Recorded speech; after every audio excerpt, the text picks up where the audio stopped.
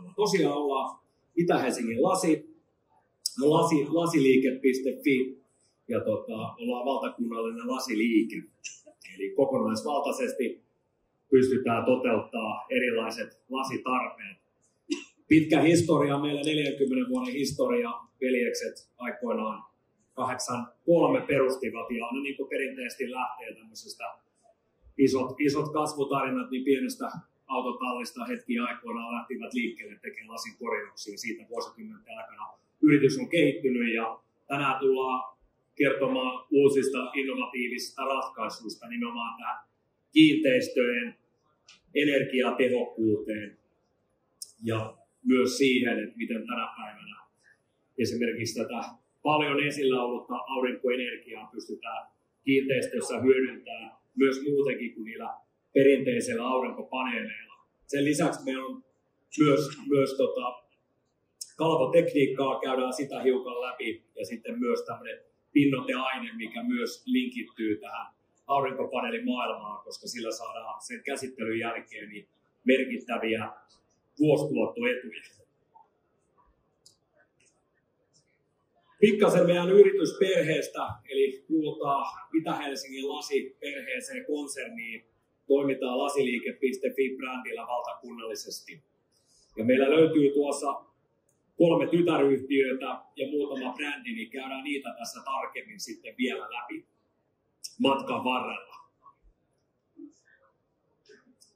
Tässä meidän toimistotila sijaitsee tuossa Herttoniemessä, Roihuvuori-Herttoniemi-sektorilla Itäväylän kupeessa ihan siinä Itäkeskuksen vieressä. Ja siinä on tosiaan meidän oma toteuttama lasijulkisivu myös tämmöisellä taideteoksella ja on hyvä maamerkki siinä, kun liikutte ohi. Ja sen lisäksi meillä vielä löytyy teollisuusalueelta sitten tuotantotilaa. Ja hiukan vielä noista meidän palveluista, niin tosiaan lisäksi pystytään myös valtakunnallisesti palvelemaan. Vahvasti ollaan projekteissa mukana. Sen lisäksi vuosisopimusasiakkaita, kenen kiinteistökantaa sitten hoidetaan hangosta enontekijöille. Sitten hiukan meidän tuotteita, mitä erilaisia lasituotteita meillä löytyy, niin hyvin perinteistä lasikorjausta. Erilaisia ratkaisuja tarvii pienet tai isot työt, niin mitä Helsingin lasi pystyy ne hoitamaan. Miten Jukka, tänä päivänä Itä-Helsingin lasissa tämä ympäristöystävällisyys, energiatehokkuus on nimenomaan Itä-Helsingin lasinkorjauksen puolella otettu huomioon? No, esimerkiksi meillä on paikannuslaitteet autossa, tulee joku kiirehälytys, tulee työjohto näkee lähimmän auton sinne, laitetaan se sinne, saadaan nopea palvelu ja säästyy tuhoamia. Ja sitten meillä lähtee kierrätykseen noin 250 tonnia lähtee uusia käyttöön vuosittain. Kyllä. Otetaan vielä kertauksena muutamia Itä-Helsingin lasireferenssejä tämmöisistä perinteiskohteista, mitä Itä-Helsingin lasi tekee päivittäin ja auttaa kumppaneita ja asiakkaitaan. Niin minkälaisia? Tässä meillä on näytillä muutamia hienoja kohteita, mitä on toteutettu matkan varrella. No ihan jokapäiväistä toimintaa. Meillä on normaali korjaustoiminta, ikkunaskorjaukset, näyteikkunat, niitä käydään korjaamassa. Sisustuslasityksen osuus on tosi paljon kasvanut. Eli kaikennäköisiä saunaseiniä, lasit laitetaan sisään. Lasista tehdään tänä päivänä melkein mitään. Ja kaikki pienet ja isot lasityöt, isot projektit, pystytään tekemään ohjelmakehitysvaiheessa mukaan. Annetaan tietotaitoa asiakkaille eteenpäin, autetaan suunnittelussa ja siitä lähtee sitten projekti käyntiin. Kyllä. Tämä oli tärkeä huomio. Tosiaan halutaan olla heti alusta asti mukana tukemassa sitä suunnitelmaa rakentumista sillä tavalla, että siellä pystytään oikeat valinnat ja tuoteratkaisut, asennustavat käydä jo läpi, jotta siitä tulee mahdollisimman hyvä kokonaisuus kaikille osapuolille. Kyllä. Sitten meidän tytäryhtiö Aluraki, puhutaan tämmöistä lasiliike.fi-perheestä, niin on hyvä ajatella, että perinteisessä lasiliiketoiminnassa monesti tehdään lasiin liittyviä asioita, mutta meillä on tytäryhtiö palvena Aluraki alumiinirakentamisen ammattilaisyhtiö, jolla pystytään sitten kokonaisvaltaisemmin palvelemaan meidän asiakkaita. Eli meillä löytyy sitten alumiiniikkunat, ovet löytyy siellä. Pystytään lasijulkisivut rakentamaan, niin kuin kerrottiin just siitä meidän Roihuvuoren toimistosta. Toimiston koko 60 metriä korkea, noin 100 metriä pitkä. Toinen julkisivu siinä niin vaatii osaamista, että saadaan tehtyä. Ja se, että pystytään myös ympäristöystävällisyys tuomaan siellä esille, niin on tärkeässä roolissa. Sitten meidän yhtenä tytäryhtiönä, minne rakentuu myös näin, että pystytään hyödyntämään näitä meidän uusia energisiä ratkaisuja tuotekokonaisuuksiin, niin on lasipatio meillä, eli siellä on perinteiset sitten parvekelasit, terassilasitukset, kattolasit ja parvekelasihuollot kaikkiin markkinoilla olleisiin tuotteisiin. Mutta mennään tähän aurinkoenergialasi uusiutuvaa energiaa, niin mites Jukka tästä? Eli meidän uusi tuote, yksi uusimpia tuotteita on aurinkoenergialasi. Saadaan kiinteistön energiatehokkuutta ja uudelle tasolle. Pystytään tekemään sillä periaatteessa verhoilemaan koko talo ja saadaan sitten sitä kautta sähköenergiaa tuotettua sitten kiinteistölle lisää. Eli lasituksilla saadaan tehtyä sitten lisää. Jos kattopinta-ala on, niin pystytään seinälle tekemään lasiverkkoista tekemään tällä. Kyllä. Eli kattolaseja voidaan tehdä lasijulkisivuja, kaiteita ja lämpölaseja voidaan tehdä tällä samalla systeemillä. Ja lasikaiteista saadaan tarvittavat lujuuslaskelmat, eli saadaan rakennusalueelle riittävät speksit saada, että menee tarkastuksesta läpi. Ja kattolasessa sama homma saadaan lumikuorma, kinoskuorma 2,4 kN helposti täytettyä. Eli ei tule sitten luovutuksen rakennusvalvonnan kanssa, ei tule sitä ongelmia. Kyllä. Miten se Jukka, kun nyt markkinassa on paljon puhuttu siitä, että on tämmöisiä erilaisia moduuliratkaisuja, että ihan kivoja tuotteita tietyllä tavalla, mutta sitten se, että kun pitäisi olemassa oleviin rakenteisiin saada integroitua tämmöiset lataavat aurinkoenergialasit, tai sitten tulee monesti kysymyksenä se, että jo uusien rakentamisessa pitäisi olla suunniteltu, otettu huomioon tämä moduulin koko, ja se monesti aiheuttaa vaikeuksia. Miten näet tämän tilanteen? No, meillä ei ole siinä ongelmaa, eli nämä tulee aina mittojen mukaan. Eli meillä on suuri paneelikoko 2,4 metriä kertaa 5,1 metriä. Eli siinä ei ole mitään ongelmaa, se aina mitoitetaan aina kohteeseen sopivaksi ja räätälöidään, eli voidaan vanhoja kiinnitysrakenteita hyödyntää, ei tarvitse niitä lähteä uusimaan. Siinä säästyy kustannuksia. Ja lasivahvuuksista maksimilasivahvuus on 12 plus 12 tarkastelua. Eli saadaan riittävän kestävä rakennetta paikkaan. Ja pieni moduulikoko meillä on 20 senttiä kertaa 20 senttiä pieni. Siltä välitä kaikki onnistuu. Kyllä. Miten tässä sitten, jos vähän avataan sitä tekniikkaa, miten se käytännössä katsoen toimii, eli kun siellä nyt on tämä lataava julkisivu, niin miten se perinteiseen aurinkopaneelin tekniikkaa esimerkiksi verrattavissa? No toimintaperiaate on täysin sama. Eli tässä on vaan paremmin pystytään hyödyntämään seinärakenteissa, jos julkisivuverhoja täällä, niin ei tule sitä perinteisen paneelin asennusta. Ulkoinen voi tulla mitään sieltä. Voidaan purkaa vanhaa lasijulkisivun lasit pois, asetetaan niiden tilalle paneelit ja sitten johdatus, katsotaan sitten se kaapelointi, että tuleeko se lasien takana vai sitten karmirakenteen sisällä. Eli se pystytään hyödyntämään todella hyvin, sitten se olemassa oleva jo rakennetaan. Kyllä.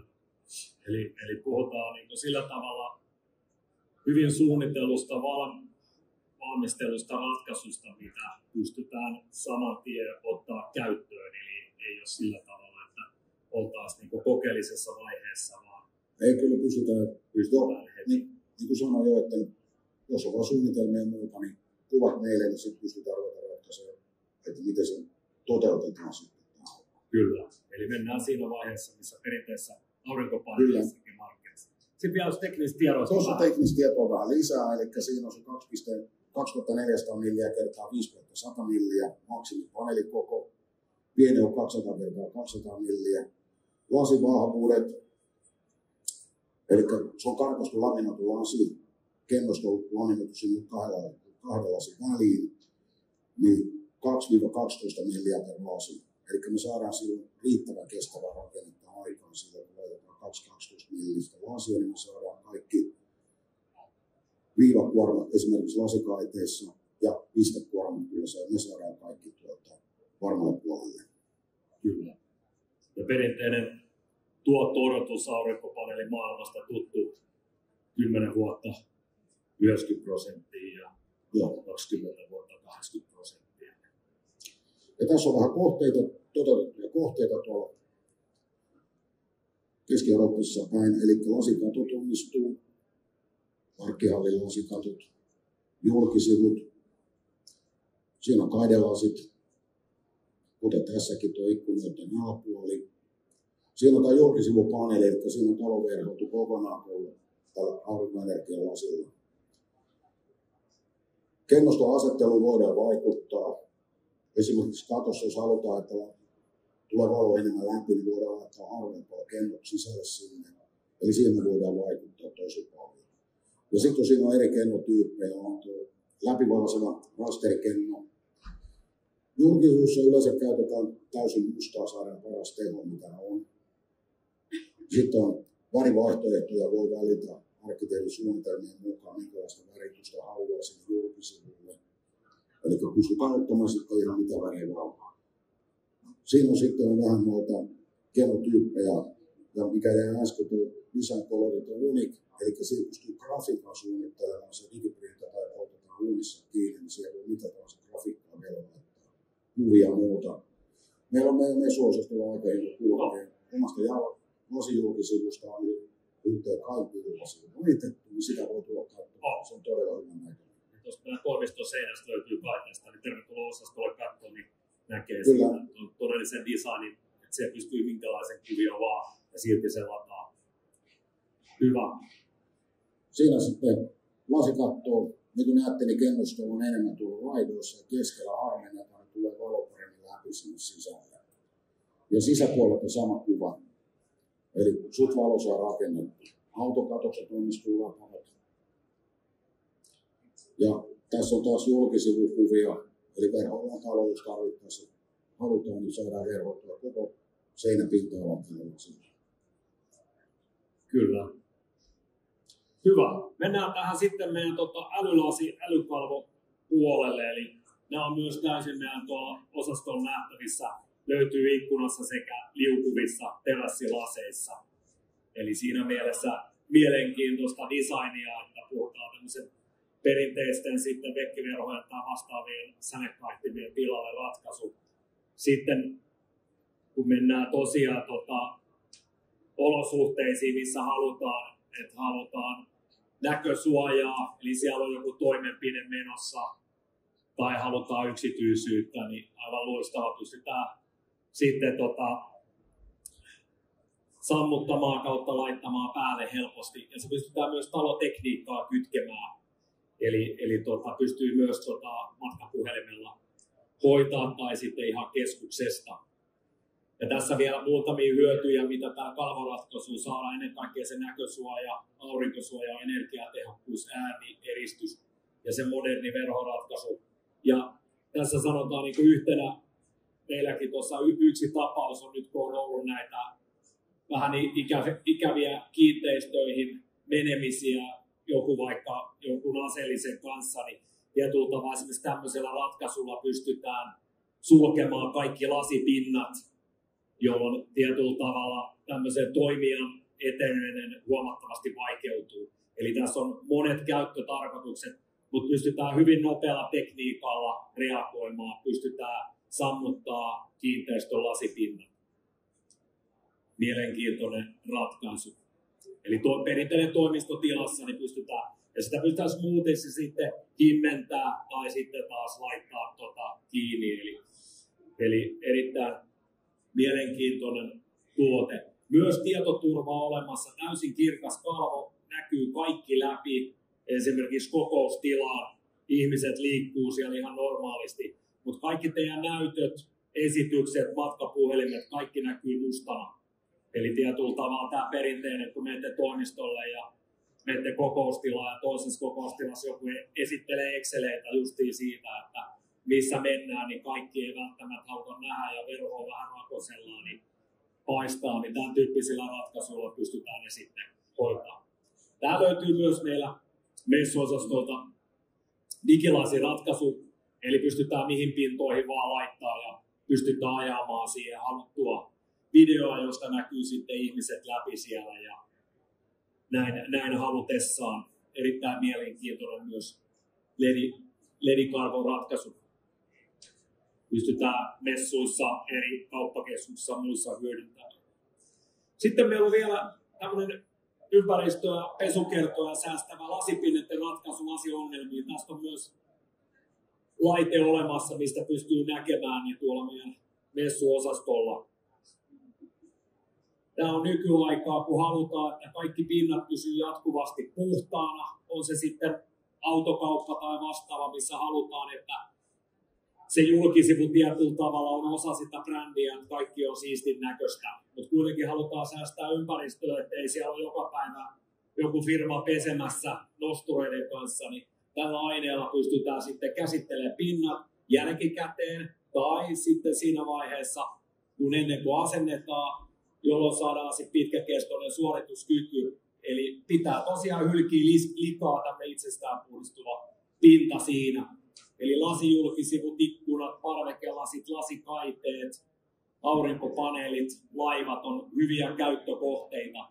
Ja tässä niin mielenkiintoinen, mitä meillä tulee monesti vastaan, että kun on näitä korkeita lasitaloja, vaikka asunto-osakeyhtiöitä tänä päivänä, niin siellä joku keksii 12 kerroksessa alkaa pesemään parvekelasituksia ja viikkoa aiemmin on just 5. kerroksessa joku pesy viimeisen päälle tavaransa, niin jokainen tietää, mitä siitä seuraa. Siitä seuraa naapurirakkauskeskustelu.